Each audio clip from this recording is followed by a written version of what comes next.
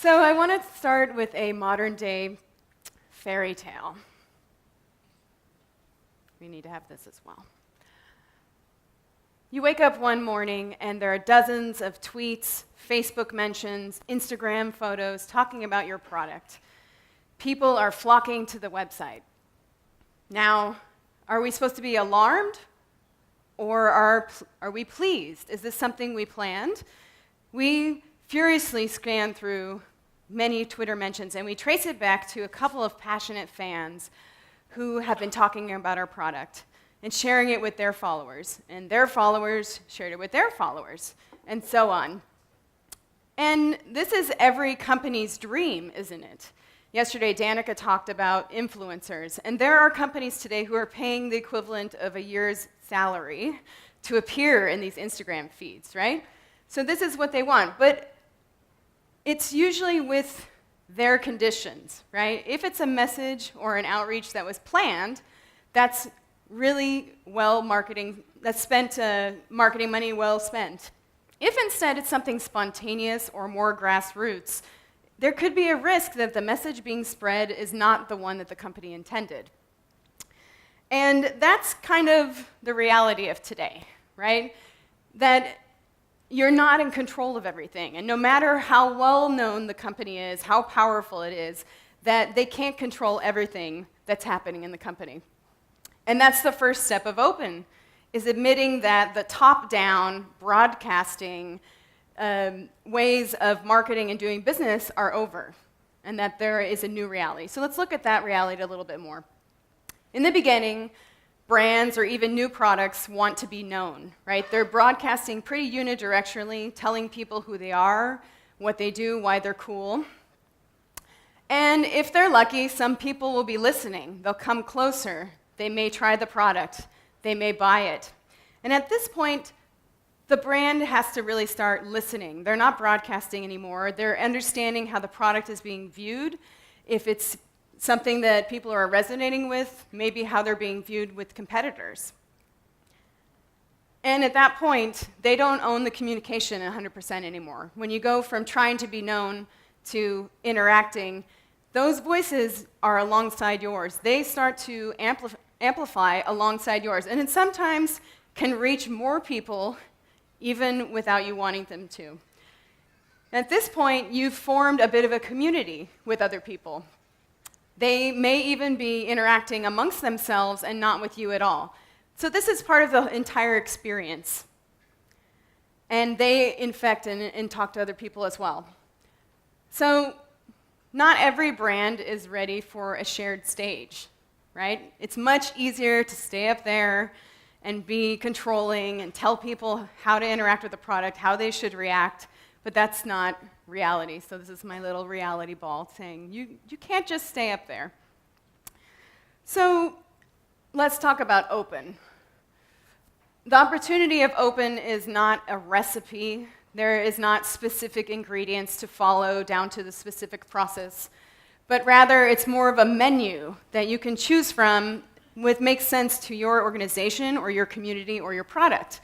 Whether or not that's how you work internally and you share knowledge amongst your colleagues and inside your organization, or how you interact externally and how you engage with communities or how you have policies and things that work with them.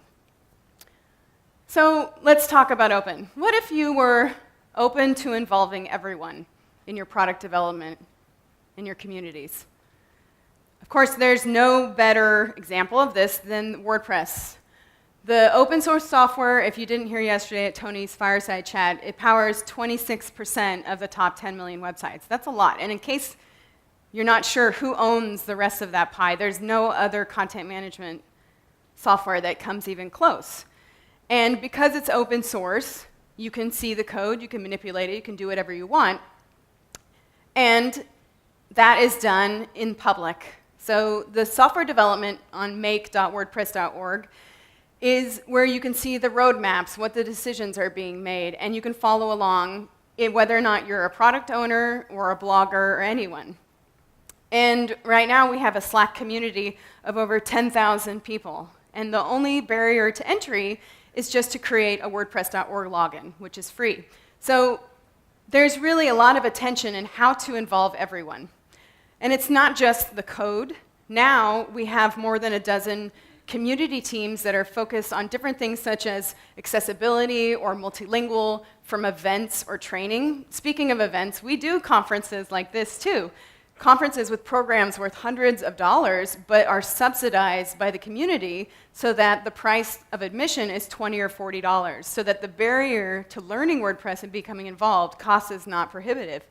It's a conference worth hundreds of dollars, but they get a better value because that's what is important to the community. And it's not just the development and the community as well, it's how WordPress is being used. WordPress turned 13 on Friday. It's a teenager now. And it started as a blogging system. Now it's kind of moved into powering a bunch of different things like web apps and more into a fully fledged content management system. And a lot of those things have actually happened not from the core development team, but from people using the software and pushing it to new places, like integrating e-commerce, like powering an iPad application or something like that. And that's done in the most planned of unplanned ways, because they have several APIs which allow people to interact with the data and the structures and do new things and integrate it with it. So for WordPress, it's really important to remove barriers and open up and encourage involvement. So it's not just the open source software where you can actually get in and look at the code, but it's how to make more people aware of, learn, and get involved in the community and the software itself. And where I specifically work, I work at Automatic, which is WordPress.com. And if you're not sure of the difference, WordPress.com was actually born from the WordPress project, right? When they put the WordPress software out into the open, someone said, you know, I don't have a server to install this. Couldn't I just try it somewhere?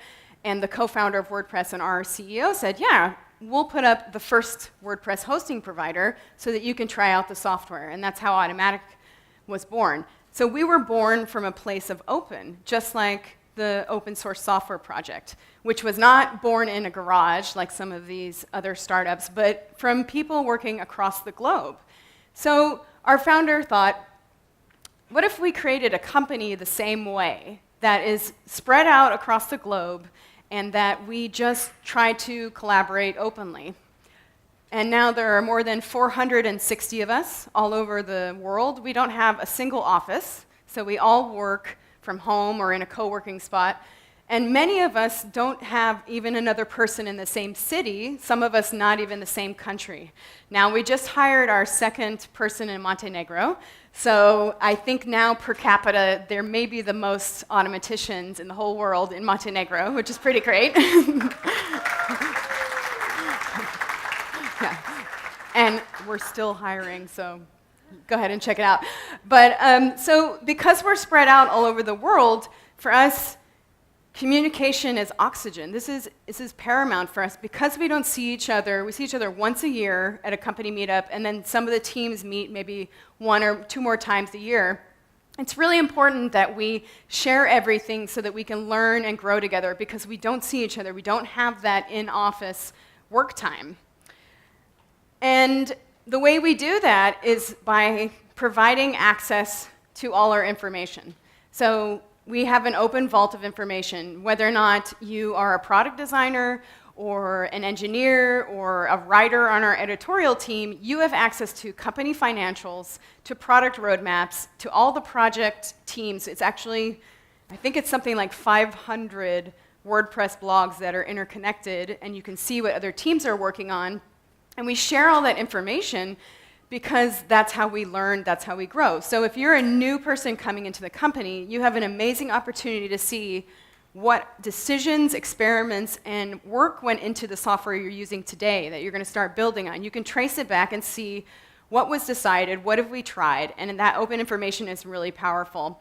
And ideas can come from different parts of the company. If you are, on the editorial team, you may have an idea for our mobile app that has nothing to do with what you're working on, but you're able to contribute there as well. So for us, open access to information is really, really important. And in the fall, we took this massive collaboration and we spent about 20 months building the new WordPress.com. Now, we built it on a new technology stack, we made things faster, and we made it possible for people to manage multiple sites in a single place, and we think the publishing experience is better too. And that took an incredible amount of coordination, right? It involved pretty much the entire company, whether or not that was building the code, testing it, rolling it out to users, and communicating it. And we decided, since we believe in open so much, the day that we released this to the public, we released it to the public. We put the code on GitHub, the whole code. We're a for-profit company. We took something that was thousands of engineering hours, 26,000 commits. That's on GitHub right now. There's been, I don't know, something like 800 or 900 forks of the repository, and I've seen Mozilla is doing something with it as well. But we decided, why not give an opportunity to people to learn from what we've done, right? You can literally see software being built before your eyes. So it's an amazing opportunity and something that's core to what we believe, which is we work best in the open. So let's extend it a little further to outside our organization as well. So that's something that we think about. Being open is be open with your information to empower and teach. So in our case, we're able to do that both internally and externally. But that's something that other organizations can learn from as well. How can we use access to information in our own organizations to make ourselves more powerful? So it's not just about software. And I'm sure some of you in the audience are saying, okay, open source software, we know. And it's not just about building software or software development or sharing information. Open can be a mindset that the entire organization has to embrace, okay? And if I know there's some startups here, you have an opportunity to have that as a core value from day one, and that is an amazing opportunity. Now, what about if you're a brand that's maybe 50 years old, okay? You have done things a certain way for a long time, and I know that I don't need to introduce Nutella to anyone in this room, right? If we move back to that example I gave at the beginning about the passionate fans spreading the use of a product, I was that person. I spent hundreds of my hours of personal time promoting Nutella to food bloggers and eventually the rest of the world. Now, I did that because I had a passion for it. And at the time, I mean, it's almost 10 years now, so it's been a while. At the time, Nutella was relatively unknown in a lot of English-speaking countries outside of Europe. So it was an opportunity for people to get exposed to Nutella, and I would take it home with me on trips. I live in Italy, and I would take it back to the US, and I'd say, here, try this, and they'd say, a chocolatey spread for breakfast? What do you do with it? And you know, for this community, I've heard you guys like, I think it's pancakes and plasma in Nutella. Yeah, I have to try that still, so someone help me out. But you know, in many European countries, there have been generations eating Nutella. Nutella doesn't need to broadcast how to use it. But when they go into a new market that maybe isn't familiar with it, a market like the United States, which maybe breakfast is not sweet by default, they may need to look at how to change, how to be open about how to approaching this new market. So Nutella Day was popular and successful in part because of timing, because they hadn't yet been exposed in these markets, and also because it gave people an answer to what do I do with it, right? And they had the answer from hundreds of their favorite food bloggers and people experimenting with it. So we found out that many people tried it for the first time through Nutella Day. So one little problem with that. Nutella was really never meant to be baked or fried or frozen or substituted for an ingredient in a recipe like many of us were doing, because that was an easy way for people to try it. You know, if they don't eat sweet for breakfast, use it in a recipe. And Ferrero believes that Nutella is best right out of the jar at room temperature, and it is delicious. But the difference is people didn't care, right? They tried it with brownies and cupcakes and cakes, and they enjoyed it, and they had a good experience with it. And in part, they took ownership of the product that way because they created an entirely new experience that maybe Nutella hadn't intended. Now, I totally commend that they want the product to have a great experience for everybody. But at this point, the community said, we really like it and we want to enjoy it. So they had a decision to make. They had to decide, are we open to engaging with a part of our community which maybe does something that we hadn't intended, that's not exactly the message we wanted to spread, right? And through conversations with me and some preparations, they definitely decided, you know what, we do want to recognize this part of our community. In fact, in 2014, when Nutella turned 50, I worked with them on the Nutella Stories site where they collected something like 75,000 stories of people enjoying and using Nutella from all over the world. And that was a way for them to celebrate and recognize their fans. They give out a lot of swag and things like that. So that was an opportunity that they took and used, I think, in the right way by being open to someone else having an idea that was different than theirs.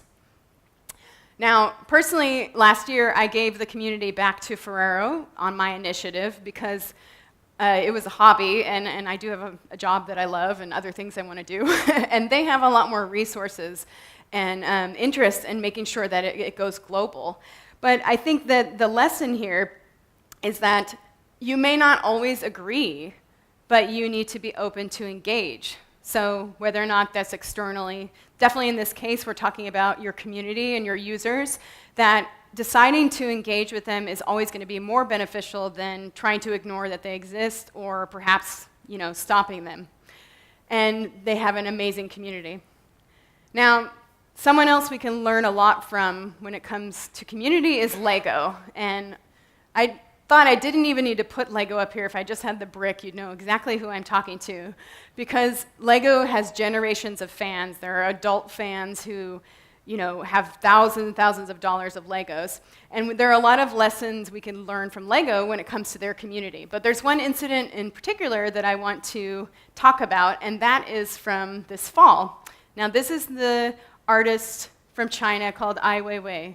And he requested a bulk order of Legos in the fall and was denied.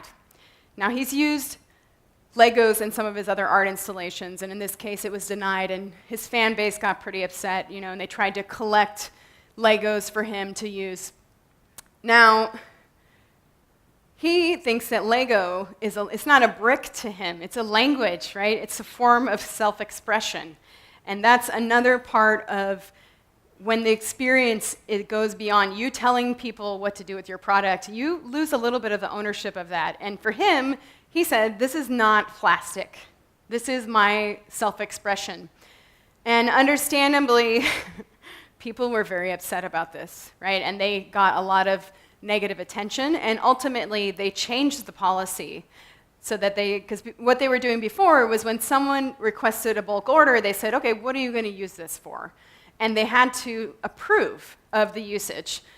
And by removing that approval, they said, okay, well, we're going to let anyone do what they want with our product, but we're going to make sure that it's clear we're not endorsing it. And that was a way that they decided to do policies, but not policing, right? So being open, again, to different applications of your product or usage, and how you're writing policies. If you're writing a policy that you have to approve things, it's putting you more in the seat of a policeman rather than someone who just wants to let people use their products.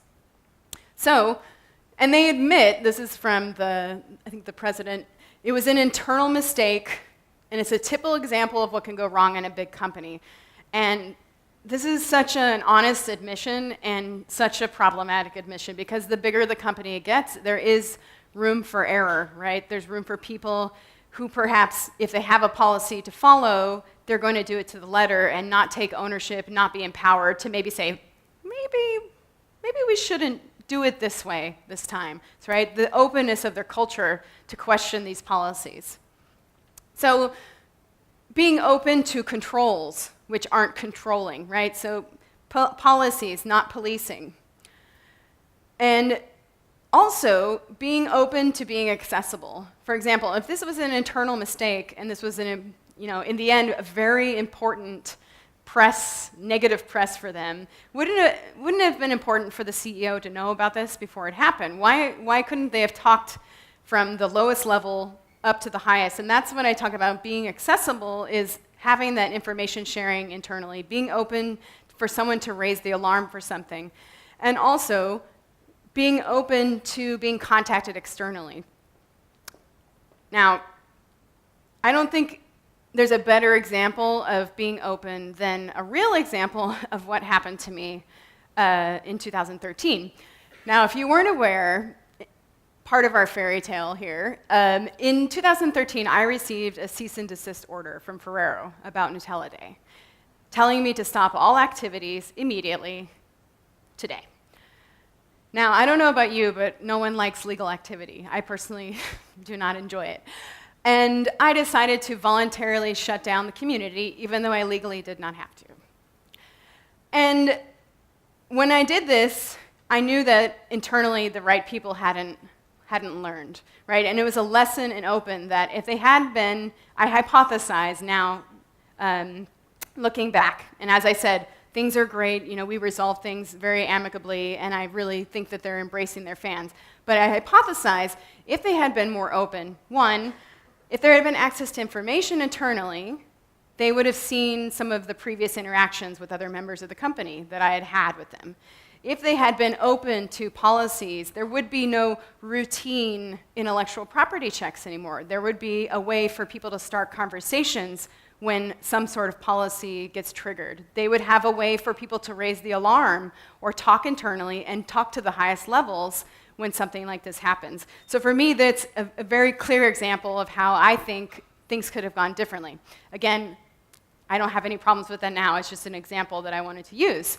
But for those of you sitting in the audience who are part of a startup and can start from day one and being open, that's great. If you're in management, if you're in a company and you can start thinking about how to bring more elements of open into your organization, now the decision to be open is not if, it's how, and the timing is not when, it's now.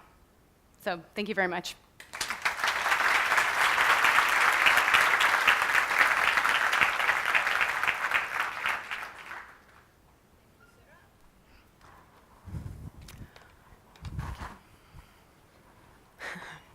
We have so many questions. Yeah. So in the spirit of openness and transparency, we will be receiving questions for this Q&A via Twitter. So if at any time you have a questions, just tweet it at us with the SparkMe hashtag. So the first question. You're a very so successful person. Yeah, we should make conversation, right? With more than 20 years of experience working with big brands and bring communities, but to continue on, I think something that was very interesting to other people. How did World Nutella Day become so big and so popular that it's recognized by people from all around the world? It's 10 years now, and it has been recognized as the official holiday from the Ferrero brand. Yeah. Well, as I said, definitely part of it was timing. There wasn't really any other voices saying to these people how to use Nutella, what it was.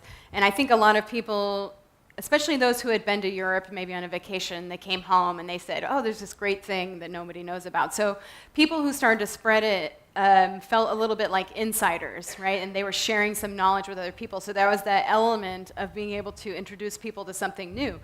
And I also think that, they have a product that people can get really passionate about. So that, it's nice to start with a great product that people are going to love already.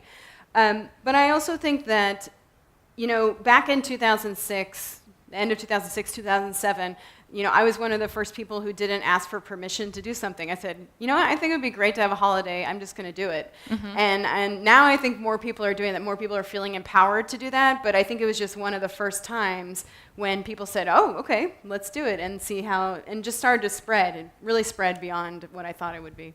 Okay. In his book, Love Marks, Kevin Roberts says that brands are running out of juice and love is what they need to rescue them. How do you make a brand worth caring for, worth feeling passionate about? Well, they need to watch my presentation. But I think the element is openness in terms of are you really listening to how people are engaging with your product? Like if they're telling you this is boring or difficult or hard, or someone's doing it better than you are, you do need to make sure that you're listening to that. And I think that if you are going to say, well, that's not what we wanted to do, or we don't agree with you, that's going to push people away. So the part of that, the first step is really being open and making sure that you're inviting those opinions and you're getting people closer to your community. I'm sorry. Oh.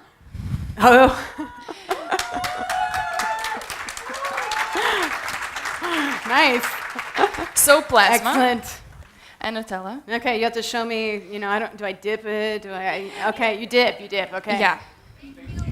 And we will certainly find those pancakes. I owe you those. Okay, sounds good. Thank you, guys. So you were talking about basically including your community members into shaping the product. Yeah. So that's what makes them feel passionate about something they feel ownership of. Yes. Yeah. And in one of the blog posts you wrote for, Sara has also a blog where she shares her thoughts and opinions on business development. It's called When I Have Time. You said that one of the important things of building a community is building one that can go on even when the founder is no longer actively involved for whatever the reason. Yeah, I mean, I've definitely founded several communities that I've left behind and in good standing, and I've been happy to, because I think if a real community is not about the founder, it's about the people in it, and they have to have the passion to continue even if you're not around. Otherwise, it's a fan club, right? If you leave and the community doesn't continue, it's because they don't have enough of a shared purpose together. So for me, I actually really want to move on from things. I really like starting things, actually. That's the exciting part for me. But that you make sure that there's enough, stability and interest between people, communication, that they can continue after you leave. And I think that's successful. That's a good exit plan for communities. Do you think that communities, in order to thrive, need that key people driving it, or it's possible to continue on being decentralized and? Well, I mean, I think the truth is communities don't need permission to exist from brands. So they're going to, if they have a shared interest, they're going to exist anyway. And that's something I've seen with technology as well. If we have MySpace or Friendster or FriendFeed, like those things keep changing, but the people are going to keep finding each other and having that share. I mean, it's not really the technology as, I think, who said that yesterday, that the technology is not what connects us, and it isn't what connects us, it's the shared purpose. So I think it's really important that those people can continue on. I mean, maybe Nutella would be pretty difficult to do if there was no more Nutella, unless people are making it themselves, but you do need that jar to create something. Okay, so let's talk about WordPress as a worldwide phenomenon. So my question is, I don't think there is a single person in this audience that hasn't heard about WordPress before. And at one point or another, we have heard about it, but we don't remember what it is that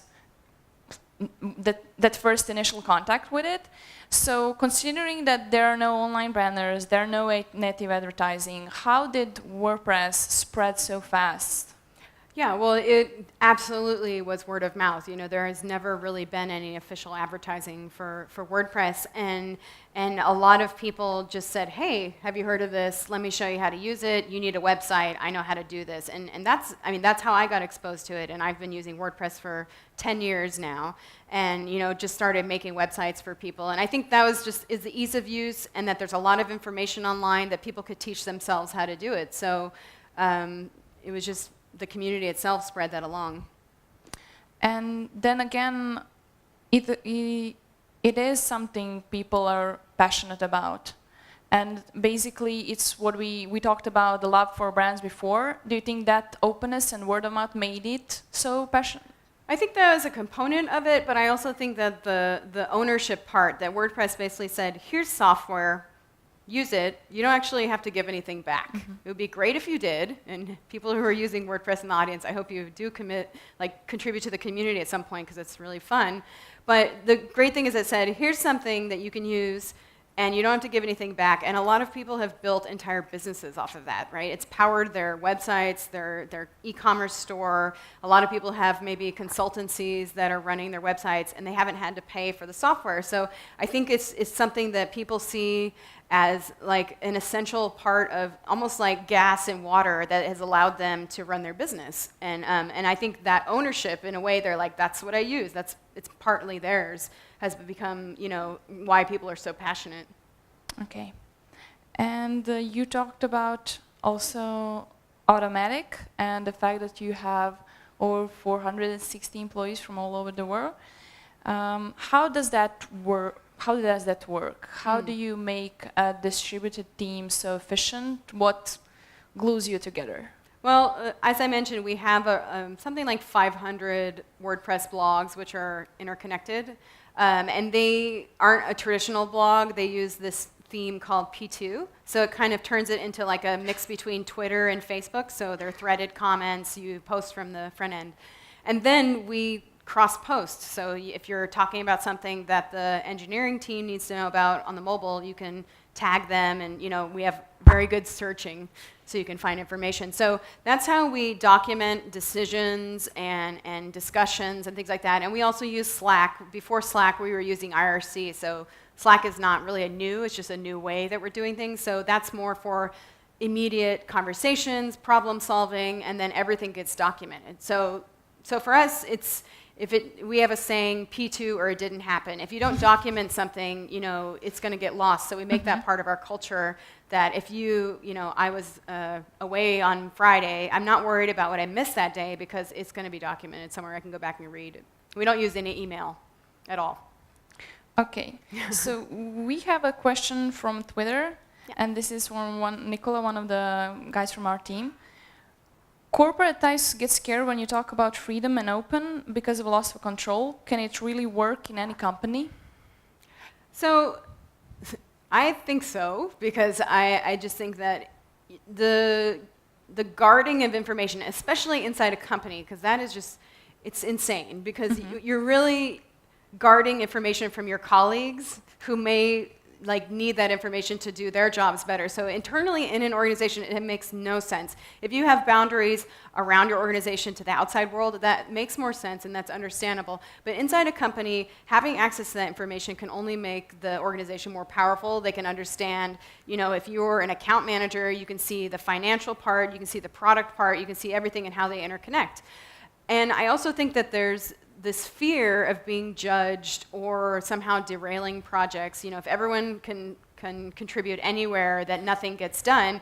But the reality is, certain teams still have responsibilities. If this product doesn't get finished, it's not everyone's fault that it didn't get finished. This product team is going to move that forward. So you may entertain comments and contributions from other places, but ultimately people have to push things forward. So we do have a forum for people to contribute and to add ideas, and sometimes good ideas come from different places, but it doesn't necessarily mean they have equal weight. So that's the thing. Just because people have access to the things you're working on, that doesn't mean that they're going to necessarily change or stop you.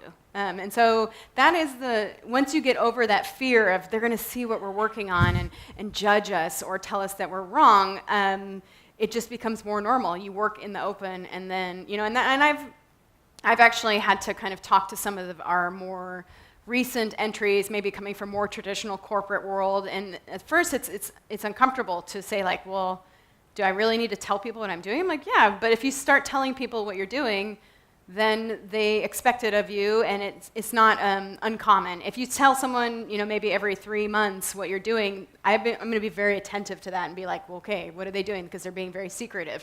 If they're being very open, then that builds a trust that this person is going to do what they say they will do. So, how long does it take for the new employees to get accustomed to that way of working? It has to be pretty immediately. I mean, we do trials. So one of the things, we do paid trials for anyone who's going to be starting with the company, so that they get a chance to see how we work, and we get a chance to see how they work and communicate. And it's a really good opportunity for them to see if it's even, not everyone likes that. I can understand. Not everyone, is motivated enough to, work every morning without having to go into an office, without someone saying, how's that project going? So you have to be very self-motivated. But I think, so they have an opportunity before they start. They know what they're getting into. And we have pretty high expectations. We expect them to get with it pretty quickly, and you remind people, and then it just becomes normal. Okay. What is the most challenging part of working and leading a distributed team? Well, I think I do miss some of the in-person sometime. So, and especially now with how busy we're getting, it's a little harder to make time for the chit-chat. So we do have some water cooler kind of P2s where people talk about music or babies or whatever they want. But I think it's a little harder to see if you're interrupting someone when you can't peer over the cubicle and see if they're, throwing a ball in the air or if they're working furiously. So I think that now that we're getting bigger, when I started, there were 50 of us. Now there's 450. I think you knew more if someone was busy or not. And now I feel a little bit more that maybe I'm interrupting people when I say, hey. So creating a little bit more time for play in a normal workday. Okay. Sometimes when in some companies, they consider that playtime, work time inefficient. So, and you actually try to provide space in a workday for that because you think it creates a culture of openness in what you want to achieve. Yeah, well, as I mentioned, with the openness and the transparency and building this trust, so a lot of people, when they go on their team meetups, which is, we do team meetups a couple times a year, you have that time to talk about things which aren't work and build up a level of intimacy and trust. Trust can come from many places, whether or not that's predictability. So I'm going to do what I'll say I'll do, and I continue to do that. And then also the intimacy is just, the empathy that we need, which can be harder when we have just screens between you and this person's not showing up to work and really, maybe their mother died or something. So you need to build in the space for intimacy as well as the transparency and the predictability. So I think that sometimes the in-person gives us a little more, metadata about the person and how they communicate and what kind of family problems or situation they have. But we do video calls maybe once a week, so you get to see faces and smiling and trying to do jokes as well. So that's great. So we have another question from Twitter, and just to remind you, just use #SparkMe and we will answer them. This question is from Fusion, and it's go like this: how Apple has so much success and they're notorious with guarding their information. They're notoriously sorry. They're notorious about guarding their information. Well, I mean, I saw this answer somewhere where it's like there's only a couple Apple, Googles, and WordPresses in the world. So I mean, if that's one recipe for success, I think that that by being open, there can be a success across a bunch of different levels. So I mean, I don't know how to answer that for Apple. I mean, they have their way of doing things. Some people are happy, but are they impossible to disrupt? I'd say no, they're not impossible, and they're not infallible. So that may be a weakness later. Okay. It's like you said, we all have different recipes and what we can take and what we make from it. Yeah. And we have another one. This is from our friend back in India. It's from Rocket, the scientist. WordPress runs 26% of the web. What is next? What is your strategic move? Do you target more than 26? Definitely Matt has said he wants the other 75%, so 74%. So I think that's the next move. But I think, the priority is on an open web, making sure that if you can use a software that's open and free, that doesn't mean you never pay for something to support it, like hosting or something. But if you can use that, that's just going to be better for everyone versus proprietary systems that lock you into, using them. And there's it makes it crazy to think there's some solutions out there that don't even let you export your data.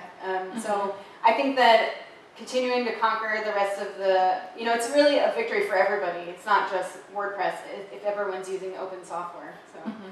Everything gets better. So we have one from Miloš Dajic. It says, how to push organization, NGOs, government and public institutions to be more open.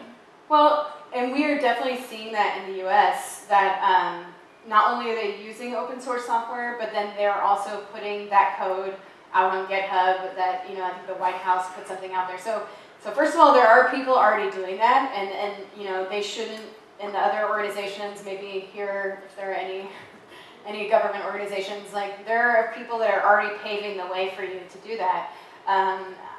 Again, it's this thing that when we share more, people will learn more. So you have to get over that hump of we're releasing something that we worked so hard on for free. You want to spread the learning and spread the lessons and the information. So for these government, I don't know, we're seeing an uptick in people wanting to do that because they see that it just makes more sense for the data and the things that are owned by the people to also have something which is not locked. It's not locking them into that and spending a lot of money keeping these proprietary systems up to date. Do you think it's something that has to come from the people as well, something they expect, and if they expect it and ask for it, it will be provided faster? Well, it never hurts to ask, definitely. I do think it is something that has to be within the deepest levels of the organization where they say, this is important enough for us to make this a priority, and that's something that the US government did, and they have kind of like a startup environment inside the White House. One of the contributors to WordPress works there. And they said, this is important to us, we're going to make this a priority and see what comes of it. So I think if you still have to have some leaders who are saying, we believe in this and we want to start with this. And you had a question earlier about how to get that started in an organization. I think, I know this is not something that happens overnight, right? It's a very big idea to apply at all levels, right? Internally, externally. But if you have a team or some sort of task force that can work on a single project on being open, they can kind of prove to everyone this is how it works, and it's not scary, and we can start using that in other parts of the company. Thank you. So I want to go back to the automatic and that distributed team, and the fact that people have that initial fear of being open, and what you need for that is trust. How do you generate trust? Yeah, well, I think I talked a little bit about that before, and it's probably two big things, which is predictability and empathy. So predictability means I show up when I'm going to say I'm going to show up. So, you'd think that because we don't see our colleagues, we don't know if they're working. It's actually very, very obvious when someone is not working because all you have is their output. If there's no output for the week, no code changed, no blog posts about what they've been working on, they haven't done anything, versus a colleague that is coming to the office every day and doing nothing, playing solitaire. So for us, the predictability is saying, first of all, I'm going to show up every day and be available. When people, if you're looking for them, they're available. I'm going to tell you, most of the teams say what they're going to be doing for the week. So you say at the beginning of the week, this is what I'm working on. And at the end of the week, you say, okay, did that person do that or not? And, once in a while, maybe they weren't able to do it. But if they're consistently doing it, they're predictable. If they're consistently not doing it, they're unpredictable, right? And that means I won't trust that person to get the work done. And the other part of it is the empathy, I think, which is you do have to be sensitive of what else is going on in someone's life. A lot of people who are drawn to working remotely, maybe they have complicated personal lives, maybe they have a lot of, they're homeschooling their children, or they have something, where we want to make sure that when they're not around, or maybe they're only working the mornings, there's a reason for it. So it's just being understanding, getting enough information about their situation, and then having that empathy. And does that, since you have meetups, regular meetups, when you try to connect the little teams and also grand meetup once a year, do you see that dynamic between people change once they really meet each other in person and go back to their homes and continue the conversation online? No, absolutely, absolutely. We are getting large though, so 460 people. I used to know more than 80% of the company in person. So that's we have like a metric where you can actually say how many people have you met in person, and you can click on that. And it used to have 80%, and now it's falling because the more people we're adding. So you definitely have the same opportunities to interact with people, but it's just going to be a smaller part of the company. And I do think people really enjoy meeting each other in person and then taking it back, and you remember if that person is sarcastic or how the way that they speak, and that kind of goes into everything that they communicate. So I think in one of your blog posts you mentioned that during that initial one-on-one meeting, you can also see who has a sense of humor, is it a dry humor, no humor at all, and kind of relate to that better. Well, and that's, text can be very dry, very, there's a risk that someone will take something very seriously that you write. And actually I write about how you need to use emoticons for things, and often, if you're saying something which you think might be perceived wrong, add a smiley face or something so they know that, like, this is not a mad phrase. No, I mean, it's silly, but that is definitely something we have to watch out for, because you're not getting those other facial cues and the body language, we really have to try to make sure we're understood. And if you're not getting a reaction that you want, you ask someone a question, or maybe they're slow in replying to you or sad, you might have to go back and look at how you communicated it, because they may be misinterpreting it. So we definitely pay a lot of attention to that. Do you encourage people to give feedback? I think it's very important to clarify things and to encourage people to ask for clarification when they are not sure about something. Yeah, well, I mean, the faster and the earlier you ask for that clarification is going to be better, just because time passes and people, you might be like, were you mad at me yesterday? And they're like, I don't even know what you're talking about anymore. So we do have ways of asking for feedback on a regular basis. People can ask for anonymous feedback to anyone in the company just by filling out a form. But I think we need to get better at that. So we have another question from Twitter. It's from Boran Chinchur. He asks, you changed the stack for WordPress.com. Can we expect something similar for .org version?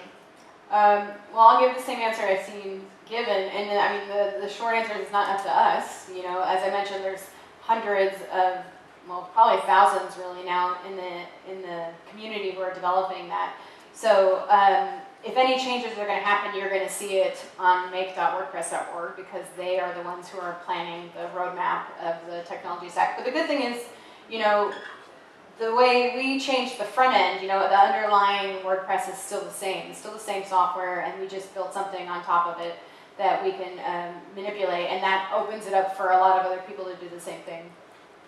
Okay, and it seems that your comment that you're still hiring fired up the audience. So we have a question from Jovan Radnic. What does the employment process at Automatic include, and how do you know you got the right person for the job? Well, it's pretty traditional method. You apply. Our CEO still reviews every application, which is great, but also can mean that sometimes there are batches of them processed as he's on a flight or something. And then interview, and then, as I mentioned, we do paid trials. So we usually it's something like 3 to 6 weeks, depending on how much time you have. If you're working, a lot of people will do a trial with us before they leave their other jobs. So maybe they're working the evenings or the weekends, and you can design that. But during this trial, you see, is this a good fit? Do I like how they work? Because, as I mentioned, it's not for everyone. Maybe it's just not your style, and we get to see also how you communicate and how. It's not perfect, but the trial gives both parties an opportunity to say, like, maybe this isn't a good fit. So that's how we do it. How often do people, I guess, even if they pass trial and start working, in the first year they can see if it's definitely working or not? How large is your success rate? Like evaluating people well from the start. Oh gosh, I don't know if I have exact statistics on this, but I think it's not just our ability to judge them; it's also how they feel. And sometimes there have been cases where people thought